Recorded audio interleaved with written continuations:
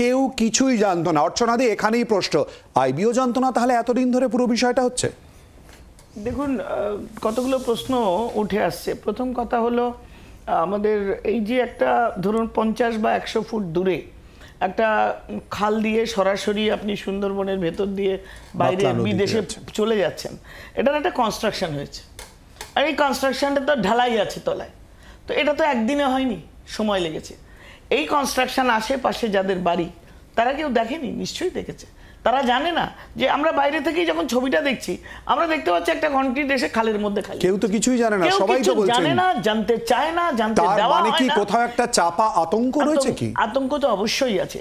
আমার তো মনে হচ্ছে এখান থেকে যা কিছু মানে অবৈধ লেনদেন কারবার, যেগুলো সোনা পাচার শুধু নয়, সব রকমের পাচার, এটা আন্তর্জাতিক বর্ডারের মুখে, এবং সেখান দিয়ে পালিয়ে এমন জায়গায় যাচ্ছে যেটা বিএসএফ কেন কারোর ক্ষমতায় নেই, ওই ডিঙি বেয়ে চলে যাচ্ছে। এবং এর যে টাকা, এই টাকার ভাগ 75 ভাগ কালীঘাট আর কামাক স্ট্রিটে আসে বলেই পুলিশ চুপ। আজকে পুলিশের গায়ে সাপের পায়ে লেজে পা পড়েছিল, আর সেই কারণে পুলিশ আজকে তাকে শিক্ষা দিতে গিয়ে ধরে ফেলেছে এইটা। এবং তৃণমূলের নেতারা এবং সরকার তারা বলছে আমাদের পুলিশ ধরেছে। What you did in last 14 years? 14 বছর ধরে এই কনক্রিট, এই রাস্তা, এই ডিঙি নৌকো, মানুষ সোনা আনতে যাচ্ছে 10 লক্ষ 12 লক্ষ টাকা, সেখানেই মেরে সেখানেই খালে ফেলে দেওয়া হচ্ছে, সেখান থেকেই চলে যাচ্ছে বাইরে। সেই মানুষগুলোর হিসাব থাকছে না, একটা আতঙ্কের মধ্যে মানুষ মুখ বন্ধ। এত বড় ঘটনা, এত বড় পাড়ার মধ্যে, পাড়ার আশেপাশে একটা লোকের মুখে আজ পর্যন্ত একটা কথা বের করতে পারেনি মিডিয়া। কেন পারেনি? আর এখন সাধু সাজা হচ্ছে। আসলে ল অ্যান্ড অর্ডার আজকে মমতা বন্দ্যোপাধ্যায়ের হাতে নেই। আজকে ল অ্যান্ড অর্ডার, এমনকি আমি বলবো পুলিশ কমিশনার যতই বলুক, তার হাতে যদি থাকতো আজকে এক্ষুনি সব উদ্ধার হতো। এখন মুখ বাঁচাতে তারা বলছে আমরা কোনো জিরো টলারেন্স, আমরা এই করব ওই করব।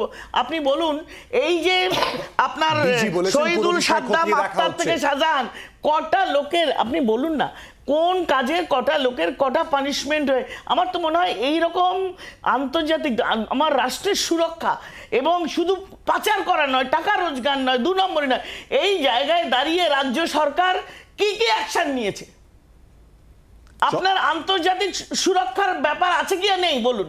আমার সীমানা দিয়ে পাচার হয়ে যাচ্ছে কি যাচ্ছে না, এই জিনিসগুলো সরকার বলছে আমরা জানতাম না।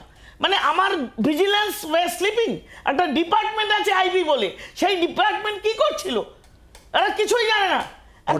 অর্চনাদি, এই প্রশ্নগুলো নিয়ে আমরা আসবো একটু। তন্ময় প্লিজ একটু চন্দনদার প্রতিক্রিয়া আগে নিয়ে নিই। চন্দনদা, দেখুন, তৃণমূল কংগ্রেসের রিসেন্ট কয়েকটা বছর ধরে দেখছি যা কিছু হচ্ছে খাটের মধ্যে আটকাচ্ছে।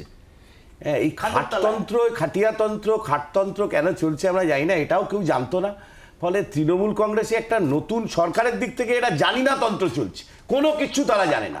আপনি বলুন, পার্থবাবু খাটের তলায় বান্ধবীর ওখানে লক্ষ লক্ষ ছেলেকে পথে বসিয়ে দিয়ে ভবিষ্যৎ অন্ধকার করে দিয়ে খাটের তলায় টাকা জমালেন 50 কোটি, সরকার জানতো না। মুখ্যমন্ত্রীর থেকে 2 ফুট দূরে বসছেন পার্থবাবু, সরকার জানতো না। শাহজাহান ওখানে কি জমিগুলো কেটে দিয়ে ওখানে লোনা জল ঢোকাচ্ছে, মেয়েদেরকে উপর অত্যাচার করছে, সরকার জানতো না। দায়িত্ব কার? সিপিআইএম এমএলএ নিরাপদ সর্দার কেন বলেননি? ওরা বলেছিল। আরিয়াদহে যেভাবে কাজ করে গেল কেউ জানতো না। পার্থবাবু না, এই মদন বাবু না, অন্যরা, সৌগত বাবু না, গোপাল সাহা, কেউ জানতো না। এখন বলছেন, সৌগত রায় বলছেন আগে কেউ তো পুলিশকে বলবে তবে তো জানবে, তাহলে এটাও জানতো না। আপনি জেসিবির ঘটনার ক্ষেত্রে দেখুন, এই জেসিবি যে ভিডিও তুললো এই নৃশংসতা, তাকে নিয়ে গিয়ে পুলিশ ধরলো এবং তার ভিডিও ডিলিট করানো হলো।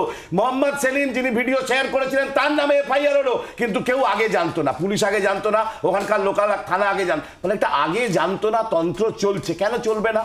আপনি বলুন, এরাই তো ভোট কন্ট্রোল করে। এই যে চক্রের কথা আপনি বলছেন, এই ইকোসিস্টেমে একদম শুরুতে প্রথমেই যে প্রতিক্রিয়াগুলো তুলে ধরেছি তারাই স্থানীয় বাসিন্দা, তাদের বক্তব্য কেউ কিছু জানতো না, একজন খালি বলেছেন শুনেছিলাম। চন্দ্রদা, দেখুন, আপনি বুঝুন, যারা এই এতগুলো জানিনা তন্ত্রের যতগুলো আমি উদাহরণ দিলাম, ঠিক উল্টো দিকে তো আছে। 2 কিলোমিটার দূরে একজন চাষি হাত তুলে বলছে দিদি সারের দাম বাড়ছে কেন? বললো মাওবাদী। এই একটা আপনার মতো টিভি শোতে তানিয়া ভরদ্বাজ বলে একটি মেয়েকে বলে দেওয়া হলো মাওবাদী। উল্টো দিকে কামদুনির মেয়েটাকে ধরে দূর থেকে দেখে গামছা দেখে বলে দেওয়া হলো মাওবাদী। তাহলে কেউ নিশ্চয়ই একটা জানে, কেউ একটা সব জানে, আর বাদবাকি তন্ত্রটা এই ইকোসিস্টেমকে বাঁচিয়ে রাখার জন্য, এই যে লুট তন্ত্র, এর মাঝখানে হচ্ছে এই গুন্ডা বদমাশটা। কালকে তো সৌগতবাবু খুব মারাত্মক তথ্য দিয়েছেন একটা জায়গায়, বলছেন দেখুন গ্রামে যেমন সাজাহান্ডা আছে তেমনি আরবান এরিয়ায় আছে এই জেএন জেএস এইরকম টাইপের লোকেরা, এই আলিয়াদা হয়ে। তাহলে একদিকে গ্রামে এই ধরনের তন্ত্র, শহরে এই ধরনের তন্ত্র, আসলে চলছে লুট তন্ত্র। কিভাবে না, ভোটটায় জিতলে, একটু পরেই তন্ময়বাবু বলবেন যে আপনি এত কিছু বলছেন বটে কিন্তু আপনার তো কোনো সিট নেই, এটাই তো জবাব। এটার জন্যই তো এদেরকে লাগে, এটার জন্যই তো গ্রাম শহর সব জায়গায় ভোটের দিন ভূত চতুর্দশী করে দেয় এরা। এই উপনির্বাচন হয়েছে, 72% ভোট পেয়েছে। আরে আগের এমএলএ পর্যন্ত ফোন করে এখনকার লোককে বলছে ওরে আমার ইজ্জত চলে যাওয়ালো, প্রায় 72% ভোট পড়ে গেল, আমি বাদ দিয়ে সবাই ভোট দিয়ে দিল। ভূত চতুর্দশীর জন্য এদেরকে দরকার পড়ে। আর একটা সত্যি কথা বলছি, এই যে আপনি বাংকার দেখাচ্ছেন, একটা সময় আপনি ভিয়েতনামের যুদ্ধে দেখবেন, আপনি কিউবার যুদ্ধে দেখবেন, বাংকার ব্যবহার হয়েছে দেশকে মুক্ত করার জন্য, শৃঙ্খল মুক্ত করা। ভারতের বিপ্লবীরা করেছেন, ভারতের বিপ্লবীরা কলকাতা শহরের বিভিন্ন জায়গায় এরকম গোপন সুড়ঙ্গের খবর ইতিহাসে আছে। আর আজকের লজ্জা দেখুন কিরকম। আমার কবির কথা মনে পড়ছে যে একসময় একটা কবিতার বই বেরিয়েছিল, কবির জন্য তাকিয়া আর সাদ্দামের জন্য বাংকার। তন্ময়বাবু, এখন মুশকিল হচ্ছে পশ্চিমবাংলায় কোনো কিছু হলেই সেটা হচ্ছে তৃণমূল। বিএসএফ কেন বর্ডার আটকাতে পারবে না? কারণ তৃণমূলের শাসনকালে তৃণমূল কিছু করতে পারছে না। ওখানে ডিজি দেখছেন বলেছেন, কিন্তু অর্চনাদি বলছেন পুলিশ কমিশনার দেখবেন না। পুলিশ কমিশনার কি করে রাজ্য পুলিশ দেখবেন আমি জানি না। ডিজির বক্তব্য আমরা তুলে ধরেছি, বলুন তন্ময়বাবু। ওটা তো ডিজির আন্ডারে, পুলিশ কমিশনার কোত্থেকে দেখবেন ওখানে? অর্চনাদি ওটা ডিজির বক্তব্য তুলে ধরেছি।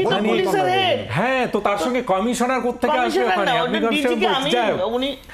দ্বিতীয় কথা হচ্ছে, চন্দনদা বলছিলেন যে সিপিআইএম এর সন্দেশখালী মহিলাদের ওপর অত্যাচার অলরেডি প্রকাশ করা হয়েছিল, যে কিভাবে বিজেপি টাকা নিয়ে ষড়যন্ত্র করেছে মহিলাদের জন্য, সেইটা দেখানো হয়েছিল। এই সংবাদ মাধ্যমগুলো দেখানো হয়েছিল মহিলাদের উপর অত্যাচারের যে ঘটনা মিথ্যা করে দেখানো হয়েছিল, তার ফল তারা পেয়েছে, তার ফল তারা পেয়েছে, মানুষ বুঝিয়ে দিয়েছে। আর এখানে এখানে এখানে এখানে লুটতন্ত্র চলছে না, গণতন্ত্র চলছে। আপনারা জোর করে মানুষের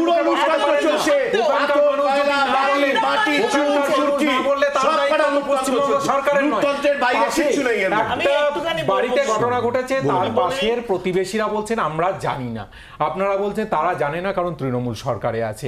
এইভাবে তো চলতে পারে না। মানুষের মুখে জোর করে আপনারা যদি রাজনৈতিক বক্তব্য চাপিয়ে দেন, তাহলে মানুষ আপনাদের একটা প্রশ্ন, সেটা হচ্ছে আপনার মানে নিজের কি কখনো মনে হয় না শাসক দলে থেকে সেই জায়গায় কেউ কিছু জানলো না, প্রশাসনের কাছে খবর পৌঁছলো না, সামথিং ফিশি, এই প্রশ্নটা কি উঠবে না? না, তার জন্যই তো আজকে ডিজি বলেছেন, আমি প্রথমেই যেটা দিয়ে শুরু করেছিলাম যে তদন্ত হচ্ছে, তদন্ত হলে বোঝা যাবে যে রূপ কোথায়, কারা কারা জড়িত, ধরেছে তো পুলিশই, তো পুলিশ তদন্ত করছে। এই তদন্ত চলছে, কোনো তদন্ত তো শেষ হয়নি। সারদার তদন্ত শেষ হয়েছে, পার্থবাবু তদন্ত শেষ হয়েছে, জেসিবির তদন্ত শেষ হয়েছে, ধরে এনেছিল তদন্ত শেষ হয় রাজীব কুমার, তদন্ত চলছে। রাজীব কুমার আজকে